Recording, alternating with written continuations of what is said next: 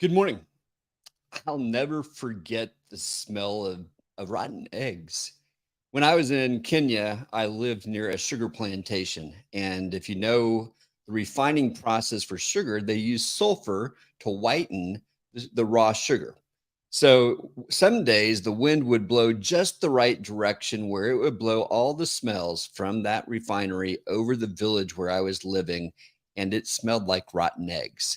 And it literally made me sick to my stomach. One day it was so bad that I stayed in bed for half the day. And do you know what people brought me to get well? They brought me bananas, these little tiny bananas, not big bananas like we know, but little tiny bananas that are super sweet. So here's the result of that. Now, whenever I smell rotten eggs, I'm immediately transported back to that small village in Kenya. And I also associate bananas with it. And it's a weird combination of things, but olfactory senses are so powerful. They can take us to a negative place like it does for me. My stomach still gets sick when I think about that sugar plantation and that sulfur smell. But they also can be very positive. I can think of many places, none better than walking into the kitchen when my grandmother was baking bread and making her all the things straight from the farm in Iowa. When they had fresh corn and she'd pulled the vegetables straight from the garden that day and was making it, that smell was so attractive, so compelling. Well, the same things can happen in our events. We can see the role of aromas when people are arriving at an event. If they smell something that feels refreshing, it's going to help them relax. If they don't smell anything, it's neutral. But if they smell something that's offensive or reminds them of a negative memory, that can actually cause resistance. So we need to think about how we're incorporating smell, but also all five senses. The senses make for a very memorable experience for us. And so I would want to encourage you to think about the role of senses in the experience you're creating, whether it's a live event or it's a hotel. You can understand how important it is to think about senses. I was talking to Renee, who runs the marketing for a hotel here in Wichita, and after listening to me talk, she started thinking about, man, I want to get aromas everywhere. I want to get big vats of compelling aromas to make people feel relaxed and excited and associate that smell with us. And it can be very expensive to do this. There are machines that do it, but I said, what you really need to think about are some of the most important experiences within your venue. And the same is true for the events that you're creating. What are those important moments that you want to make an impact? So when you're going to a hotel, when you check in at the front desk, that is a really important moment for your guests. So you want them to relax. They have been traveling. They have been looking forward to this, but maybe they are harried. Maybe they don't know what's going to happen next. They have plans for that evening. They have plans for the next day. You want them to feel like they're at home. Perhaps if they're a business traveler, or if it's a family, there should be this sense of expectancy. So when they come to that front desk, that's a really important thing to do. Yeah, Karen, I think aromas are really fun to experiment with and think strategically about. So that front desk experience is one of those. But then when they get to their rooms, imagine if you had some candles burning when they got to their room that had some kind of fun or some kind of, maybe it's a romantic experience. Think about the guest experience. Why are they there? What are they trying to do? What are those key moments in their experience?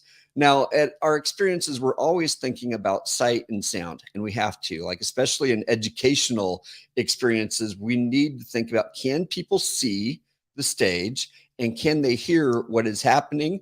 And importantly, also, can they hear each other? So, like, if it's a networking experience and they can't hear each other, that is a bad thing. We should make sure that the sound levels are appropriate for hearing maybe what's up on stage, but also hearing each other. If you're going to a party and no one really expects to hear each other, that's one thing. But if they came under the guise of networking and they're having to yell and lose their voice, that is a problem. So you're thinking about the right sounds, the right light. So to be able to see requires a certain kind of light, but there's a counter effect. If you're a speaker and you're standing on stage and they've put a bunch of bright lights on you and you're not used to that, they can blind you so that you can't even see the audience. If you're trying to create a communal experience, then you actually want to be able to see the audience and you want them to see you. And if you're on camera, there needs to be enough light on you that they can see you. So, as you can tell, there's a lot of things to think about with all five senses. One of the most powerful things you can do to transform a room, in my opinion, is buy a few canister uplights or rent them from your AV company. And you can use those throughout the day to change the mood of a room very quickly with a click of a button. Most of them are remote controlled and they can be synced with one another. And you say, you know what? I want orange right now. I want blue right now. I want purple. And spend some time understanding the role of color. Color can be transformative for the mood that you're trying to create. I know a lot of people love to have a theme when they're planning events, and that can be cool if everybody's on board with a theme. But if you're kind of thrusting a theme on your audience and they don't get it, and you've gone with all these colors, you could actually end up alienating. So I encourage you instead to say, who are the people coming? And what's the emotional experience we want to create? What's the cognitive experience that we want them to create? And that can be powerful. Kieran, I see your point here. We receive them with a cold drink of their choice when they're arriving to Costa Rica. So let's go to that. Taste. Taste is so important. We can create memories with taste. We can also create an emotional response. And I think having something refreshing when you first arrive, especially when you've been traveling to a destination like Costa Rica, that can really set a tone. Now, all of a sudden, I've got a drink in my hand. It's probably got a little bit of alcohol in it. It's going to help me relax. And I'm going to be much more comfortable talking to people I don't know if I have something in my hands. There's just something about that tactile and flavor experience that makes it a little bit easier to enter into into the space. Rachel, I like your comment. Use canister lighting responsibly. Yeah, you can overuse it. It can be too powerful, too intense. It's just the right amount, and get an AV company to help you decide that. But when it comes to taste, so there's different experiences that you can create through your event that could become memorable if you create the right moments. So you could have little contests. You know, food's always part of all of our events. So food's a necessary thing, but could you do something that's a little extra special? I went to an event back in June this year in Ohio, and they had a cookie baker make cookies with the faces of speakers on them. And they were really good. Actually, they were macarons. They weren't just cookies. They were macarons. They were very tasty. They were very memorable because it associated my face or any of the speaker's face. You saw it on there. And then when you taste it, it's like, man, this is good. Too good not to eat. Wasn't just going to look at it. And I can still taste that in my mouth. And so macarons will be forever associated for me with Lima, Ohio, and this event that I went to. So that's what you're trying to do. You're trying to create this pathway of when someone sees or tastes something, they remember some aspect of your event. You're trying to create these memory hooks. So if you can do that with the senses, and the combination of all five senses makes it much more likely that someone's going to remember your experience. It was Eppinghaus back in the 1800s who first began studying the role of the senses in making memories. And there's been a lot that's been learned since he came around. So I encourage you to think through each one of the senses strategically. Tactile is the last one we haven't really talked about, touching. So at knowledge events, educational events, usually we're talking about information and it's not something that we're getting our hands on. But what if? What if it was? What if you could do things with your hands that are related to it? And they could be totally distracting.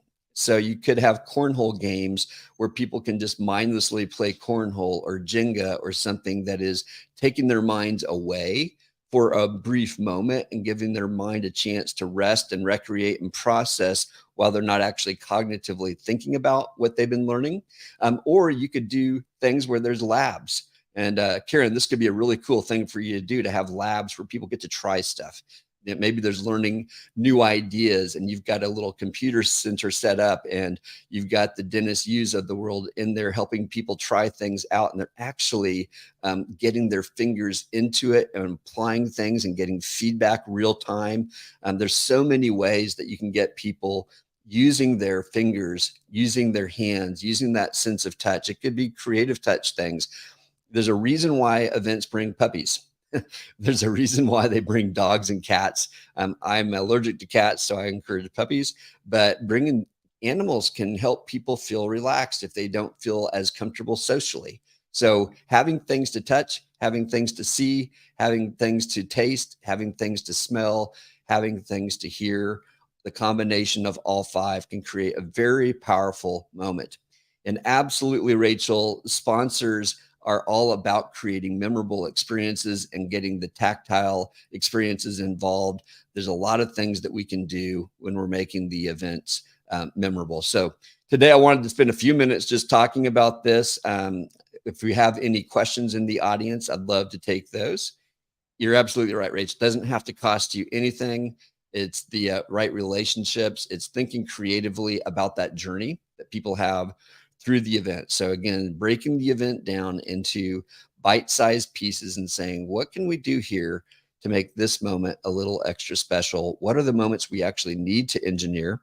What are the moments that we that are maybe less important? And we'll talk about that in a future week. Like, what are the most important experiences and moments within an event that we should put our focus on? But today I wanted to introduce the thought of the five senses. And at this point, I'll take any questions that have come in. If there are any, Rachel, feed them my way. Otherwise, we'll bring this call to a close, but I'm happy to answer questions. And I'm seeing none. So we're going to go ahead and bring this to a close. But thank you, everybody, for hanging with me. We'll do this again on Saturdays at 9 a.m. Central, 10 a.m. Eastern, 7 a.m. Pacific, and whatever that is in Greenwich minutes time or meantime, I'm not sure. And have a great day.